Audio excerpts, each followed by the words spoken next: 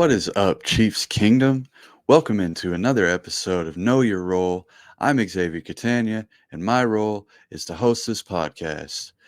Make sure that you're keeping up with everything KC Sports Company. We're on all the podcast platforms. So please go subscribe, leave reviews, leave comments, help us grow. Follow us on social media at KC Sports Company on Twitter. And make sure that you go to the website, kcsportscompany.com, and check out some merch. We got merch actually going on in a giveaway right now on Twitter. So make sure you get entered into that and get yourself some cool stuff. Um, we got a lot of great things coming your way all year long as we get closer to this football season. There's going to be more and more coverage, and we've got a lot of good things on the horizon. So make sure you're telling all your friends and help us grow this thing. Um, Voluntary OTAs have came and gone, and the NFL world is losing their collective minds, as is customary in these early June days. And I'm not going to rehash the Justin Ross profile. I'm really not going to get into anything about OTAs because you can check the last episode for my opinions on Justin Ross. And really, to be honest with you, I find OTAs to be a very fun time for my dynasty leagues because I can find a lot of good values right now. There's a lot of news coming out right now on certain players and guys, as we discussed last week, that look good in shorts and maybe aren't actually the best quality of player. So this is a great time where you can extract a lot of value if you have conviction in the things that you evaluate. And perfect example of that is Jaden Reed in the third round, who I just picked up yesterday in one of my rookie drafts. I feel very good about it, and I'm excited um, to draft again this coming week, and I'm sure I'll get some value in that one too. Um, I also find this time of year to be pretty grating on my nerves, especially when I turn on any kind of sports media. It just seems to be a lot of conjecture and a lot of overreacting to OTA clips. I mean, Anthony Richardson, kind of ran through some pads, did some footwork, and then threw a ball maybe 10 yards into a net and hit the target. And apparently now he's the next Tom Brady that as a passer mixed with Lamar Jackson as a runner. So can't wait to see that. I mean, he's going to be the best player of all time, basically. Um, so that's kind of how this time of the year goes. So naturally, I want to talk about last season, and it's still relevant to the week because some of the what if conversations that go on this time of year are just really frustrating to me. There's some of the most annoying conversations really in sports overall. And I just don't really like entertaining the what ifs all the time. The what if this call went different, or what if this guy caught the ball, or what if this person wasn't hurt. It's all just very tiring to me. And so, in honor of that and me being kind of tired of all of it, we're going to talk about the team who has inspired the name of this show in Cincinnati. And Quit Ya Crying is returning for the second week in a row to dismantle some of the comments made this week by Tyler Boyd. And this is the same man who dropped a wide open touchdown pass in week 13 when the Chiefs were at Paycor Stadium playing the Bengals. And now he thinks that his injury was the reason for the Bengals' playoff exit and when they lost the AFC Championship game in Arrowhead Stadium this year. And Boyd did exit that game in the second quarter with a deep thigh bruise, is what it was described as. And I don't really enjoy, and I never really want to be the person who is like coming at players for sitting or putting their health first, because I believe that's very important. They have to look out for their future, not only for themselves but for their families. And I don't really like playing the game of could he have played? Could he not have? I really don't like doing that. I believe that if he wasn't on the field, then he wasn't able to play. So what I'm not getting at here is that Tyler Boyd is weak or anything like that. But what I do want to get at is that if we're going to play the injury game, well, let's play the injury game. Let's talk about Mahomes playing that game with a high ankle sprain he had suffered the week before and played through, and it undoubtedly aggravated multiple times throughout the game against the Bengals. And if that's not enough for you, we could talk about the Chiefs losing 3 of their receivers out of the 6 that were active for that game. Kadarius Toney hurt himself on trying to basically defy the laws of physics and plant his foot in front of him while he was running full speed. Didn't work out very well for him. And he went out of that game and never returned, which, as we talked about a couple of episodes ago, is why Sky Moore had a more prominent role. McCole Hardman had that hip injury that had been bothering him all year. He tried to give it a go. He caught a pass and got hit pretty hard and never came back after that. Or we could talk about Juju Smith-Schuster with his knee swelling and the problems that he had getting going in that game and ultimately not finishing that game. So the last I checked, the Bengals still had Jamar Chase and T. Higgins. So I don't think that we can really compare the weapons that were on the field for that game, because beyond Travis Kelce, it was a lot of just mixing and matching. It was a lot of 2 tight end sets and things of that nature. And I think that maybe the Chiefs figured something out with their 2 tight end sets, 3 tight end sets, and even 4 at times. And I think that may be contributing to why they've gotten rid of the fullback position this year, because I think they realized that in dire situations, a lot of times you can find tight ends who can do more for your team than a fullback, but still be able to perform the duties of a fullback, as in a Blake Bell type of player. But that's not the only players that were hurt in this game. L'Jarius Sneed got a concussion in the first half, and that he was our best corner all year long. That was a huge loss for the defense and something that I expected the Bengals to take advantage of better than they did. And Willie Gay Jr. also suffered an injury during that game. And Sneed and Willie, that's 2 of the best interior pass defenders that the Chiefs have. Those guys are a huge loss to the coverage. And it was only because Brian Cook, Joshua Williams, and Jalen Watson all stepped up big time in that game is the only reason that the Chiefs won. And Brian Cook stepped up big time with the swatted pass for one of Burrow's 2 interceptions. Jalen Watson had an interception. There was another batted pass that Juan Thornhill picked up that Brian Cook was just slightly too early on and got a flag for it and took away the interception. But the bottom line is that the Chiefs defense actually played a very good game.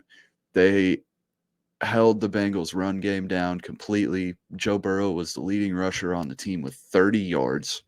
And what I really think this game came down to, and people may not want to admit this, especially people who are on the Bengals side of things, I believe this came down to Andy Reid took Zach Taylor to school.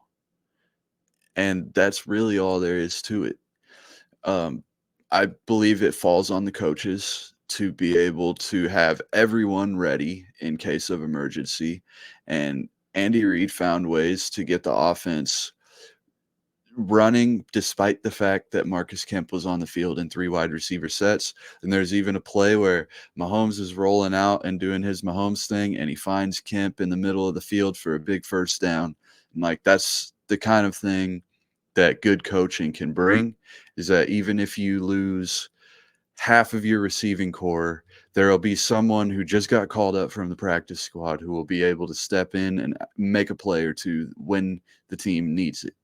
And now, what is ironic about that is that had the Bengals not claimed, um, I forget his name, but one of the Chiefs players, like fringe roster guys, they claimed him before the game so that the Chiefs couldn't bring him up to the active roster. Chris Lamons, that's who it was. And um, so they had Marcus Kemp on the active roster because Lamons was not available. And so the Bengals tried to pull a fast one. It ended up biting them because the Chiefs actually had Marcus Kemp come in pretty clutch that game, which is just a funny thing that happened where they tried to pull one over on the Chiefs, and it ended up biting them anyways because they had to waste a roster spot on Lamons, who had no idea about the team and no idea what they ran. Just was not really part of their team at all because he'd been on the Chiefs all year long. Um, so sad for Lamons that he wasn't able to be part of the Super Bowl run, even though he still has a ring. But just a petty move that backfires is always funny, especially in a rivalry like the one that's developing with the Bengals and Chiefs. And I just think this whole playoffs, it was so apparent that Andy Reid is the galaxy brain of all galaxy brains in the NFL. It used to be Belichick, but now it's Andy Reid at the top of his game, just taking other grown men who are coaches of NFL teams to school. And you have to love it as a Chiefs fan. It's just beautiful to watch because you know that even if the talent on the field at the time is uneven, there's going to be a few plays in there where just the genius of Andy Reid shines so bright that it doesn't matter. And that's a lot of what we saw. It also helps that he's combined with Patrick Mahomes, of course, that just covers up a lot of inefficiencies and a lot of holes when you have a guy like Mahomes. But all things considered, it was a great game between two incredibly passionate teams. Um, And I think that if we do away with some of these arbitrary excuses and just like the ridiculous sports talk that goes on in the off season of all these like hypothetical scenarios of what if this happened or that happened, like that it didn't happen. This is a game that is made by the randomness and the violence and the parody that goes on. And that's what makes it so much fun to watch. That's what makes it the most successful sport in the world, and that's what makes it fun to talk about in early June. Like that's why we do this is because it's so much fun. It's so nerve-wracking. You never know what's going to happen. Um, and that's injuries included. That's part of the game. So I don't like using these excuses. I also don't think Tyler Boyd is correct. Um, if we look at the game, he had 2 catches for 40 yards before he exited that game. Um, and one of those was a pretty explosive play down the middle that set up a score by the Bengals. And so he would have had a hand in the game. Um, but it's not like the Bengals weren't moving the ball. I mean, T. Higgins had a great game. Jamar Chase had some insane plays. I just think it's crazy to bring up an injury on one side and then just completely discount all the injuries on the other side. Because if you remember leading up into that game, I mean, no one was picking the Chiefs to win because Joe Burrow owned them and it was Burrowhead and the Bengals would never lose to the Chiefs. And that was the narrative going in. So to have that be the excuse when everyone thought that you were the better team and you still got beat by a team who had massive injuries to key players, that's not a fluke. Now, these are two great teams. Those 3-point games, they could go either way. That's why I never really agreed with the Bengals 3-0 crowd. It just seemed annoying and kind of shallow to say that they were being owned, but that's what the state of discourse about sports is nowadays, and it's really like I think lazy in a way, just to get on and talk about these basic narratives and not really dig into anything below the surface. But I also understand that Tyler Boyd's emotional because the Bengals have 0 Super Bowls and the Chiefs have 2 in the last 5 years. Um, so with that, we're gonna get to break, and when I come back, we're gonna talk about Isaih Pacheco. What up, KC? On the heels of yet another Kansas City Super Bowl victory, we have an awesome opportunity for you to broadcast your business to the local Kansas City market.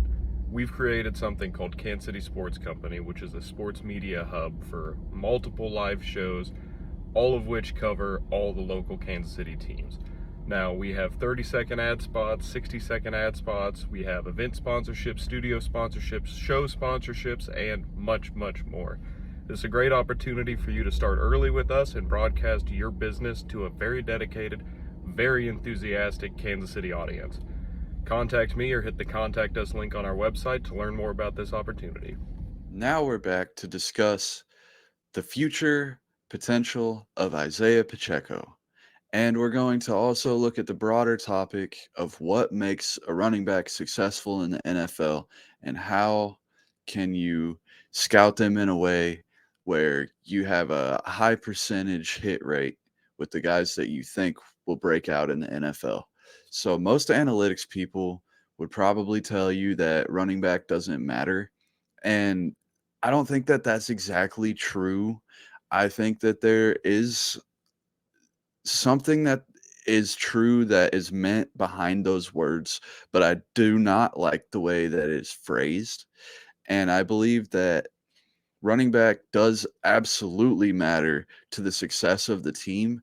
I think what people are getting at when they say that is that unfortunately NFL running backs, it's a skill set that is easily replaceable by NFL teams, meaning there are a lot of running backs who can do basically the same types of things, and there's not a lot of spots on the teams for them. That's why you see running backs not necessarily getting paid as much. That's why you see them not getting drafted as high, with exception to this year where there were 2 drafted in the top 12. That normally does not happen. Um, and I think that there's a good reason for why that doesn't happen. I think the Chiefs have learned it themselves with the fact that they drafted Clyde Edwards-Helaire in the first round, and he was such a bust. And it was one of the most obvious things to me that Clyde was going to be a bust, because there are a couple of parameters that running backs just have to fall within for me to have any faith that they will make it in the NFL. One of those things is they need to be able to run a 4.640 or better. Anything 4.6 or above, I'm completely disregarding. I don't want anything to do with it. It's such a low probability of success for a running back that is slow to make it in the NFL. And now 4.7, 4.8, that's not slow by everyday person standards. That's not even really slow compared to a lot of positions.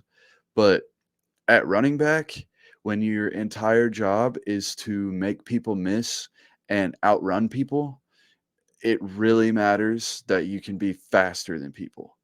And it also really matters what your size is. 210 pounds is like minimum of what a running back can be for me to be excited about them. 215 is preferred, and anything bigger than that, now we're just starting to look at the weight because they've or the speed because they've already passed the weight test. And the reason for this is because if you have a guy who's 200 pounds, which is acceptable in some cases, he needs to be insanely fast to be able to avoid the type of contact that can get him hurt.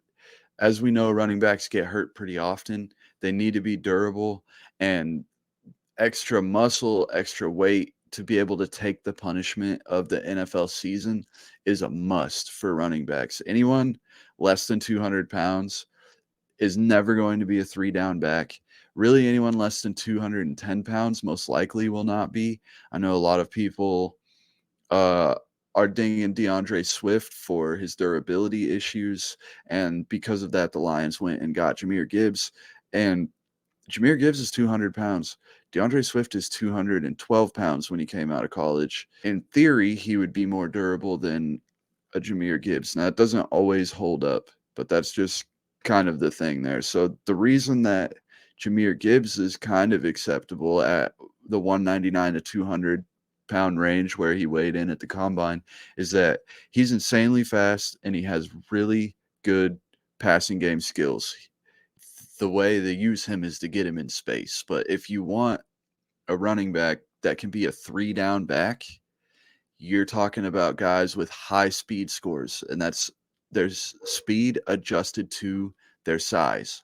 So Derrick Henry that fills up the speed score, he ran like a 4.5, I think, which is like mid-range for running backs, but he's also 250 pounds, which is insane to be that big and be able to run that fast. So it's a sliding scale. I think that the dog rating as well is another factor in there. And there are also a lot of factors for running backs to be able to break out.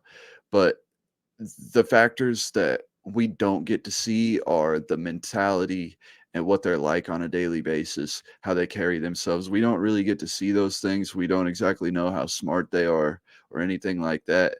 So I go off of the things that we actually can see, and then I pay attention to what the teams do and say about a person to try and figure out the rest of the pieces.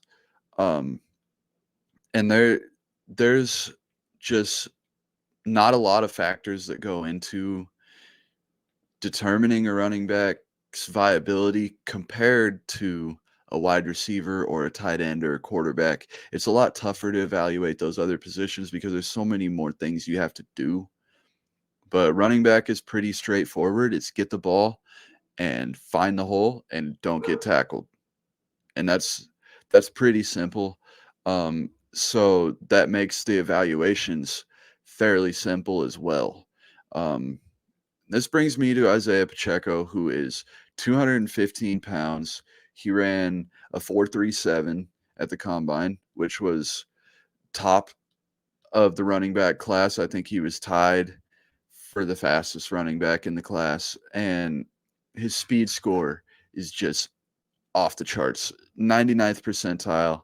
A lot of people think he's small because he's 5'10", but the height doesn't matter as much for running backs. What really matters is the weight, as we were talking about earlier, the durability. He has that clearly. He was also 93rd percentile in strength. And that shows up in his play style. That shows up when you see him lowering his shoulder and running through Broncos players to get first downs. That shows up time and time again in his film. And the bad things on his profile is his burst and agility are below average, but that does, I think burst is like one of the least important things for a running back because Clyde has a lot of burst, but he has no long speed. So if you ever watch Clyde on his long runs, he usually doesn't get past 25 yards because he can burst through the line really quickly, but he doesn't have the long speed to get away from people. Pacheco's a little bit of the opposite. He needs to get going a little bit, but once he gets going, he's really hard to stop.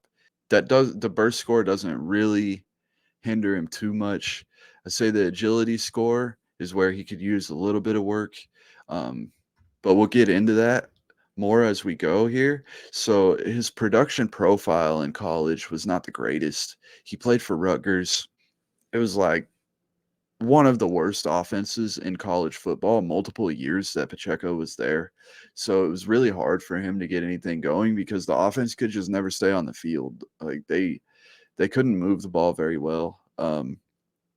And because of that, his offensive line was also not very good, and it just like really suppressed Pacheco's production throughout college. Um, so that was why a lot of people weren't sure about him as a prospect because they're like, well, he's got the athletics, but he never had the production. But that can be easily explained when you dig into it. And I've been a Pacheco guy since before people were talking about him. We have a league where we draft our rookies before the NFL draft, and I took Pacheco. I had fallen in love with his profile, and I was celebrating, out dancing in the street when Pacheco got drafted to the Chiefs. I couldn't believe my luck and how well he would fit the team. Um, and I think it's just shown up even more and more. People have seen his speed and his strength translate, as we talked about. Like, he's a bruiser back, but he's got the speed of a satellite back, which is a lot of fun to watch. He can also catch the ball pretty well. That's Jet McKinnon's specialty, so that's going to be mostly McKinnon doing that. But we did see as the year went on, the Chiefs start to integrate Pacheco more and more into the offense, culminating with a 6-target game in the AFC title game. He caught 5 of those targets. He had a couple of big plays in the passing game.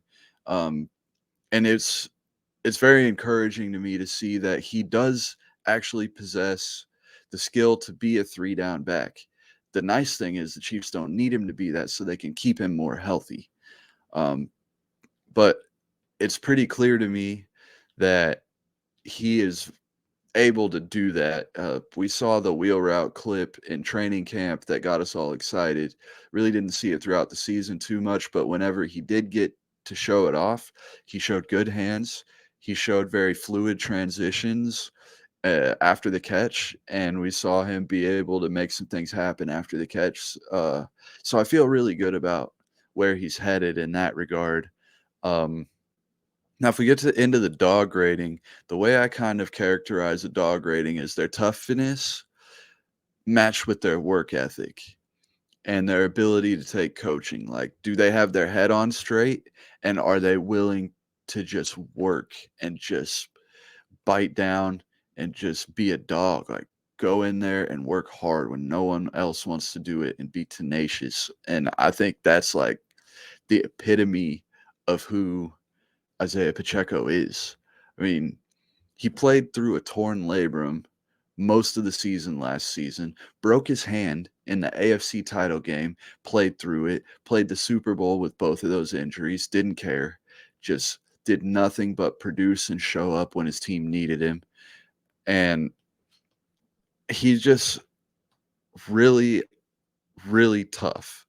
Really tough. And by all accounts, he works insanely hard. I mean, you look at his body, and it's like his upper body is like an upside down triangle, dude. Like, he is ripped up. Just you don't get that way without working insanely hard. And he also just, his neck is crazy. Like, his neck's bigger than his head. It doesn't even make sense, and you only get that from hard work. But you also see the hustle mentality on the field. He's always getting up, running back to the huddle, running to the ref to hand him the ball, hustling everywhere he goes. He's never moved slowly anywhere. Um, he's always helping his teammates out. He just seems like the epitome of what you would want in a locker room guy, as well as just hard nosed, tough football player. And I just think that that makes him a better fit, and that's the things that will make him great in the NFL rather than good. Because last year I think we saw him be good, but I do think he has the potential to be great. And he just has to show us a little bit more this year.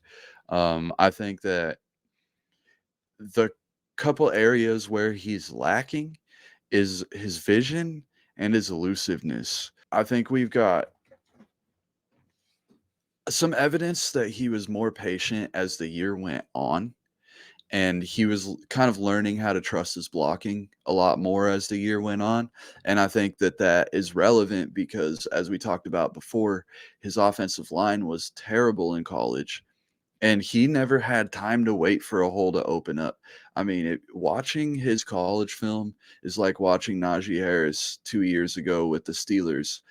Just get the ball and have to make 3 people miss to get to the line of scrimmage. It, every single yard that Pacheco got in college was hard fought, and he didn't have time to be patient. He had to put his head down and just go and get those yards. So I think now that he has a pretty good offensive line in front of him, maybe one of the better offensive lines, he was learning how to follow those blocks more and more. And he had a play in the AFC Championship game where I think it kind of proved that he's starting to figure it out, because Creed Humphrey was out in space on a block, and Pacheco took some time to set the block up and then go out around the block and go pick up the first down. And I think it ultimately was like a 15 or 20-yard play. And it just proved to me that he is learning how to do it on a more consistent basis, because you see it here and there in his college tape. But I think he's really learning how to do it more. And the game's going to slow down for him. I feel like it already was starting to. With this second year, I think we'll see a big leap in his vision. Now, the elusiveness, that is going to take some work, and maybe it had something to do with him having a torn hip. Maybe that's why he didn't really have as much wiggle as I was hoping he would have last year. There's multiple plays that I can think of where he's one-on-one with someone in open space, like a defensive back, and if they're able to get low on him where he can't get his shoulder or his stiff arm into him, then he has some trouble making them miss. As we discussed earlier, his agility is not the best, so maybe he can get a little more fluid there, but it is hard for those power style runners to become excellent open field finesse guys. I think he's better off just using his stiff arm most of the time, but that is a place where he could use some work, because he had some big runs that could have been even bigger if he could have just made a safety miss. And maybe that'll come with time. Maybe he'll never be that guy, but I think he's got the speed to do that. So I'd like to see him be able to make people miss in more ways than just running his face through them. Because I would like to see his career last a little bit longer than, the 3 to 4 years that a lot of these bruiser backs last. He is obviously really good at running through people.